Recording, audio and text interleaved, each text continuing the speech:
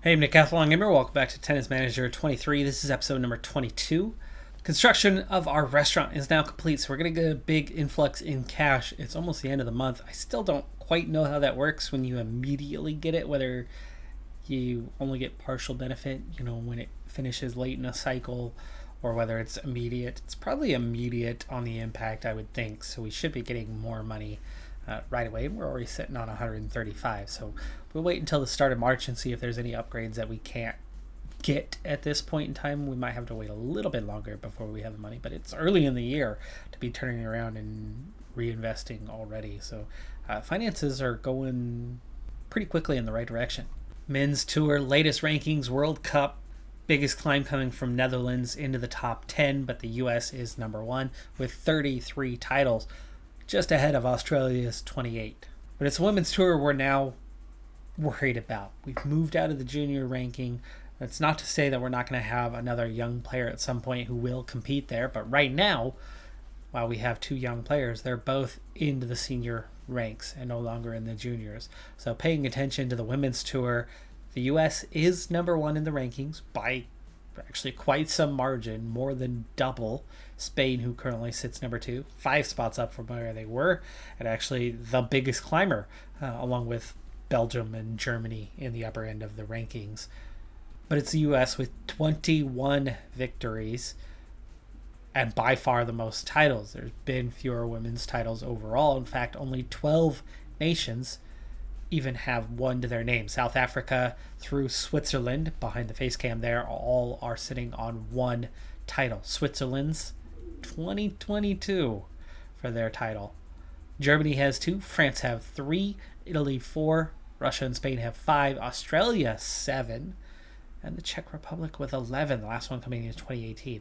The US, though, coming off of a title, and like I said, outside of the junior women's, it's been pretty dominant for the US of late. In fact, the only category of the 4 main categories here that it breaks down into, only the US in the junior girls. It's the only place that they're not number one. Australia is, with 8 titles, including the 25 title. US last title in 22, so have not won in game those 7 titles. I was a little surprised we weren't able to do more with Clarice last year. She wasn't number one, though. We didn't have number one. I do get it, but that first round at the very least, that was so disappointing. So disappointing that we didn't do anything.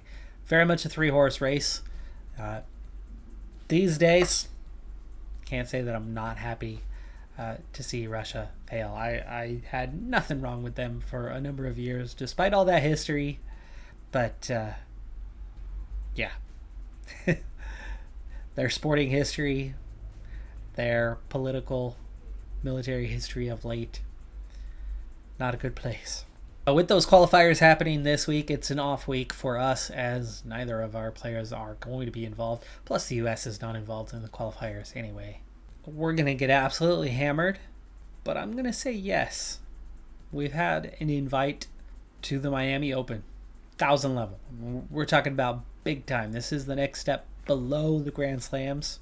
This Miami Open is a huge tournament with a huge prize pool and lots of points. Now, I don't know what a first round exit is. We can almost guarantee that it will be a first round exit. Either way, it's going to come with some points, but it's definitely going to come with a pretty good haul prize money wise, even for that quick exit. So go ahead and accept it. It's not going to be good for our form. I'm not going to do this on a regular basis, but we'll take one. My memory is not always the greatest, and I record episodes back to back and a week apart. So it's been a week since I know we signed our hobo for me a week ago. If memory serves me correctly, she had a minor injury right off the bat, like 2 days after she signed with us. Didn't last long, but it did impact her. And then she had like one tournament. And then I'm into this next episode, and then she has a serious injury that sees her out for just about a month, and she's just now starting to train again. So at this point, her hobo has 2 weeks under her belt with the team or something along those lines. It's a pretty small haul, maybe 3 weeks with the team healthy. Whatever the case may be, it's not good. You can see her physical average actually declined in between week 3 and week 4 by a decent margin. Now the injury probably caused that, triggered that, saw a decline. Not just, oh no, she's hurt, but oh wait, she's going to actually lose some of her physical quality, which is actually cool because, I mean, if you are or ever were an athlete, you should know what I'm talking about because very few athletes ever go through their career without taking injuries. Myself, 6 concussions. 5 of those playing soccer, aka football, but 6 concussions. 2 torn ligaments, the latest of which I was not the same after. It was just over a year ago, actually, and is what led to my end in the sport. You do take a decline physically when those sort of things happen. You do take a decline when you get into your mid to late 30s. You have incredible speed, and then all of a sudden, you're just quick. And all of a sudden, when you were faster than freaking everybody, bar one player that you'd been up against in 6 years, and that one player, you're the closest to their speed in the entire freaking league. You're the only one who can just about keep up with them. They played semi-pro, and you are, this amateur going, hell yeah, I can defend the best goal scorer in this league, because not only can I handle them and their foot tallerness than me because they're poor at headers, but you can just about defend them better than anybody else, keep them to less goals against your team than they score against anybody else, and then all of a sudden, the next time you play them, coming back from one of those torn ligaments, when they come home for a couple weeks after being gone for a year and a half playing professionally with Minnesota, and being a step and a half slower than them, 2 steps slower than them in a year. And it's not because they were faster. It was very much because I was slower. Anyway, point being, it happens. You lose a step coming back from injuries. I see it all the time. Players are not the same when they come back from injuries. Sometimes they are. Sometimes, rare occasions, people come back stronger because they work hard through the rehabilitation and they come back stronger than they ever were. Or they play smarter than they had been. Things happen with that. But usually, especially once you're 30 and beyond, those type of injuries knock you back a step. But what we're going to focus on short term with Urhobo is the same sort of pathway. She's a very similar profile to Clarice, to where Clarice was about a year ago. Speed, she needs more than anything else right now. I have not changed her tactical approach, her play style. That's between her and her coach. But I will mold her into a similar player. Just into March now, and that paddle court upgrade is done. Meanwhile, we're up to 168,000 already, plus 33K on the month. Take a look at the infrastructure, see if there's anything we can do. The next cheapest, most impactful upgrade that we can get our hands on is sports study programs for the youth scouting center, 223K to initiate that. So we're not quite there yet, but we're close. So I'm going to go ahead and sit on that one for a little while. I have 2 choices right now, 2 directions to go. One direction is to bring in our third member, because like I said, 3 is kind of your magic number in this game when it comes to your staff to athlete ratio. Trainers work in 3s. So because of that, you get 3 in each of your categories, and you get quality training. And it's makes it more cost effective. 3 is a magic number. We're at 2 right now. We have some staff that is semi-idle. I'd like to get that to 3. However, there's still going to be added costs because we're going to need the physio. We're going to need their personal coach. That's going to impact things. I also have limitations on how many of those I can have, and I may not even have the scenario we need to get more at the moment, which means then we fall into complications of not having certain key staff in certain key positions. I don't want to play around with that just yet. So short term, I'm going to do another upgrade or 2, maybe at the start of the season, or maybe late this season. We'll go ahead, or mid-season anyway. We'll make a move, summertime, but early summer, but not now, not through the spring we'll wait, we'll hold off. I'd rather improve the finances long term at the moment than rush to getting our next athlete in. And remember, the 280 tournament that we tried to get into, or got into a couple of which, 1 point for a first round exit, 30 if you make it to the second round. But what I found competition wise is something like roughly 2/3 of the opponents are going to be better and a bit too difficult for us, so we would have less than a 50% win rate. So we could expect to take on average maybe 11 points out of that tournament if we kept replicating that. Meanwhile, in 80 level tournament, to get 30 points, it takes a semifinal. But we win these pretty regularly, which gets you all the way to 100 points. Better points haul. Prize money overall is not better, but I don't need the prize money. We need some points. We need to climb into that top 70. We need to get high enough in the rankings to not have to worry about qualifiers for a Grand Slam, especially later in the season if I don't manage to get through the Grand Slam qualifying for the French Open. So we enter as a 1 seed for this one. We are the favorites. Well, let's see if we can come out winners, or at least make a final, semifinal, get decent points. Ooh, close first round, but we do win. This is a player that up until today, 2-1 all time against her. She had beaten us.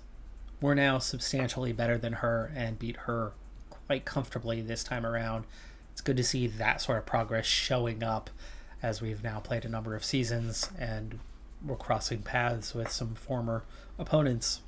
One reason why I mentioned how I'm thinking about our next athlete but not necessarily ready to sign them now, Angelica Herrera is a great example of someone I would be up for signing. Good potential, decent quality right now, just 16 years of age, so can absolutely grow and develop, which is what I like to do. I don't necessarily like to just hire Osaka and go out and win right away. I love to take a player from the beginning and see them reach their potential and become a champion over time. A lot more fun to do that than the other way around. Winning's fun, but nicer when you actually make it happen. But the second reason is because we could get Aurora right now, is that she's going to have a signing bonus. You add more staff, they're all going to have signing bonuses. And if you remember for the last one, we ended up spending roughly 100,000 on all those signing bonuses to get to that staff. Now we wouldn't have as many hires to do this time, but we'd still end up spending 40 or 50,000. At the moment, financially, I'd rather spend for the next infrastructure upgrade, then come back around to that when we have 60K in the bank and hit up the next athlete at that point. Navarro was the highest ranked opponent we've been up against so far in this third round, and she kept it tight. It's really clear right now that Thurman is in weak form and had not performed well of late after losing a couple tournaments early on and then having a couple weeks off. Suddenly form is a bit absent, and I'm seeing it way more this season than I did in Tennis Manager 22. The impact of that form on how you perform, how you play. 5 aces though, like that. Urhobo's playing in the smallest tournament right now. She's also in her semifinal. Thurman in a semifinal here, up against the 3 seed. However, Cabrera at 201, not majorly threatening, and we just beat a 214 who was in as a wild card, but it was close. And again, we're lacking a bit of form, and absolutely this is our biggest threat left. 249 and 358 for the rankings on the other two. Much easier opponents than what we face in our semifinal. 6-4, 6-4 over Lizette Cabrera, plus 13 in winners. Not pretty in the unforced errors, but in the forced errors it was. Plus 12 in our direction. Urhobo wins her semifinal in 3 sets. So both players playing in a final here. Great chance for Urhobo to start picking up some points. She just got denied at the beginning of this week for a 50 level. A 25, a second tier senior level tournament. She was denied because of her ranking being that low. So I turned around because I'm giving her the 1 on 2 off, 1 on 2 off. That would have suddenly made it 5 weeks off in a row, which meant she would have no form whatsoever coming out of that one. And we need to raise her rank, so that would make life a bit challenging. I went ahead and threw her into a qualifier for that second level tournament. Probably the tournament that I signed her up for in the first place. Actually, probably not. No, it wouldn't have been, because the qualifier is the same week that tournament would have been tournament proper. So different tournament, but I threw her into a qualifier. If she comes through that one, probably will. Then she'll have a tournament again that following week. So it turns it into a double, meaning she'll only have that one training week in between one of those gaps, but we've got to make sure she keeps some form. So that's what it takes to get into a second tier. That's what it takes. Thurman, heavy favorites for this final. I like playing the tournaments, the finals live. I'm reluctant to do so here because it feels like we're going to be comfortable and should come away with a result. However, finals to a final, I'll just do so quickly. In China for this one. Like I said, we're going to speed this one up, so let's go double speed here. Never did see confirmation for those diehard tennis fans. Can you please confirm for me if the player that serves first, is it the higher ranked player? Is that what decides it? Is it a coin? Whew. Words! Coin toss. What determines who serves first? Seeding, rank, coin toss. Through the first 4 games played, service has been held, but we put her under real threat in that last game. Just couldn't come away with a winner, and very comfortable when serving. So at some point here in the process, it looks like we will begin to pull away, but I'm guessing we're looking somewhere along the lines of 6-4 or 6-3 for kind of an end result for at least this first set, the way things are going. And we have broke her here to take a 4-2 lead. Leading 5-2 now. We hadn't lost yet, but we were there on set point, but she's brought it back level at deuce.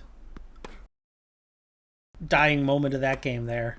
It's like we miss an inch long and just couldn't get over it and couldn't play the next point. So the easy serve. Didn't even make an attempt at returning. And then now starting this next game, we're trailing for the first time when serving. Love 30. Now she's starting to play like herself again. 30-40. Woo, right on the line. Finally getting back on the front foot. We move her side to side, and just after that, it's now advantage. And there it is. Not sure what happened on that. It looked like she returned it. Ball went about 2 feet from the racket, and I lost sight of it, and it was calling the set done. So not sure if she hit the net, or not sure if that one went off the bottom side of the racket and just straight into the ground. Could be. I do like that you actually get miss hits in the game this year, as that was not part of the animations last year. So as predicted, 6-3. I said it was going to be something along the lines of 6-3 or 6-4. Had a chance to break right there early in this second set, but did not succeed at doing so, but it's 2-all. And then we do break her in that 5th game played. Ran the risk of getting broke ourselves to level, but we do come away with it, and 4-2. We nearly break her again. She comes back, gets advantage, and then we turn around and get the advantage and break her, and now look to put this away. It's 5-2. It's match point, but that's not going to do it. It's going to take another attempt here.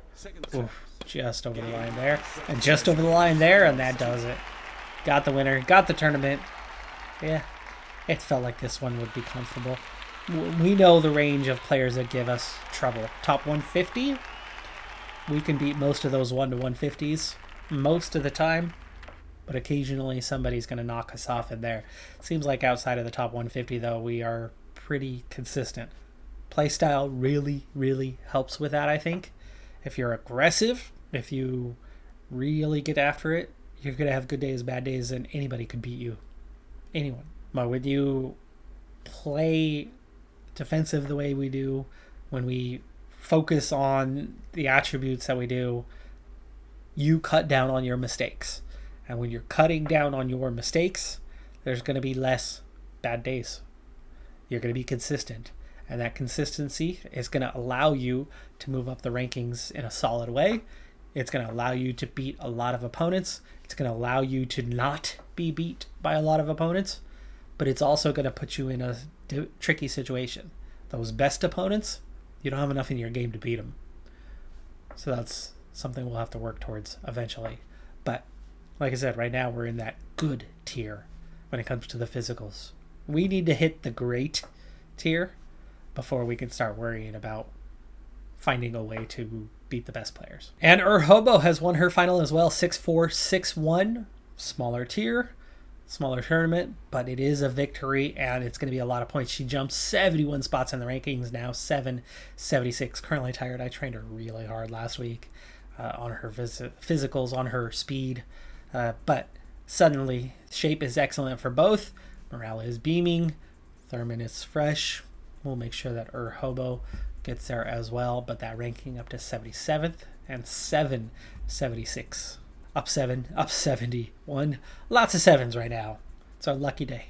Quick check-in on the goals. Of course, the one we've seen more recently and are more familiar with Thurman. She's almost into the top 70 now. Not quite there, but I think backing off, getting out of those 280s, getting into the range where we can win fairly consistently and amount to more points than what we had playing in those 280s where we're not going to win very often. It's going to help us. We'll be in those 280s soon enough. Maybe it's a next year thing for those. This year, we're not there, or at least not in March. Qualifying for that Grand Slam, of course, is that big objective, and I think getting into that top 70 is going to get us there. You got 120, what is it, 124? 124 players, and only so many qualifying spots. I don't know, 20 or so. If there's 100 getting in, we should be getting it now. We were just outside of the mark at Australia.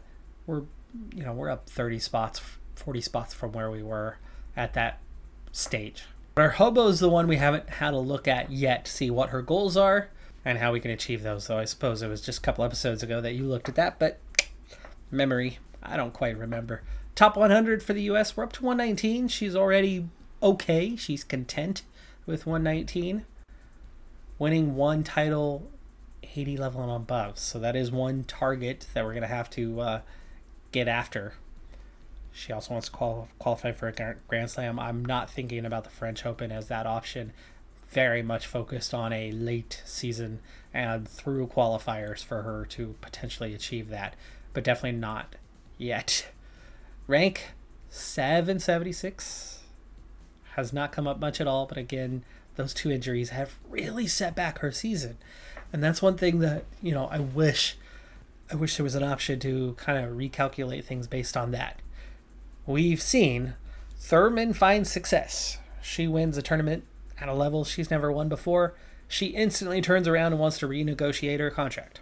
You would think satisfaction on goals could be tempered in the same manner. Oh no, I've had an injury. I've been out for a month. I've lost form. I've lost some of my physical capability. It's going to take me time to not only bounce back, but I just lost a month of the season. And then I'm losing my rehabilitation phase of that to get back to even where I was. You're losing a month and a half to 2 months of your year. 2 months of your year. This isn't a 12-month sport either. It's, 10 and a half. So in 10 and a half months, 10 months of competition, we just lost a fifth of our season. It would be nice if we could temper our goals by a fifth. Suddenly, we're content with a top 350 instead of a top 250, right? Just a quick email that's like, hey, coach, I know I've missed some time here. I want to bounce back. I want to be strong. But I get it. It's going to be tough. Let's adjust that ranking goal. I still want to hit top 350 this year, but I know it's going to be a little tougher with the time that's been missed. That'd be a great addition to the game. That'd be realistic. But of course, in real life, how many young people are going to bounce back from an injury and say, I'm going to be stronger? Right? I told you earlier, happens. Does happen. More often than not, it's the opposite. And we saw it here. It was the opposite. Shit got worse. We got to fight to get her better. 75% is not that bad, by the way, physical condition-wise. She's got a week. We'll make sure she has some light training. We're in Miami for that 1,000 level, biggest tournament we have ever stepped foot into to participate in with our wild card, now ranked 77th. The opponent, 56th. Here's that big check-in on what is it we're going to receive for getting our butts handed to us early on. Points, 10. Not terrible. It's an extra week. We lost a week of training for this. And I was kind of here to see what the prize money would be. 10 points for the first round. Yeah, not great. We've got some work to do. We could play Osaka, who I just mentioned, if we reach that second round. She's the 3 seed here, current 3rd ranked player in the world. Prize money, 54,000 for a first round exit. Not too shabby. Our cut of that should be about 20. As expected out in the first round, but not by much. Not by much. Tiebreaker in the first set, 4-6 in the second. 47% points won, -4 on winners. Equal on unforced errors, and -3 on total forced errors. Not bad. Really not bad. But we are out in the first round as expected. By the way, I was showing you that great web of our opponent not long ago, and I hadn't shown you Clarice's here in a little bit. Intelligence, at least the part we can control, the 15, 16, 13, 17 we have. Pretty good. That's actually on par with that opponent we were playing. Her mental was where our net play is. Or was that her net play? Anyway, everything else somewhere in between. You can see our return is looking good, our serve is looking good, our movement is looking good, of course. And then that forehand, backhand, that technical stuff. Lagging behind a little bit, but definitely not bad. Got a ways to go yet before we're going to really compete with the best players, though. So we've come to the end of the period here. It's the hard season, first portion of the hard season of the year.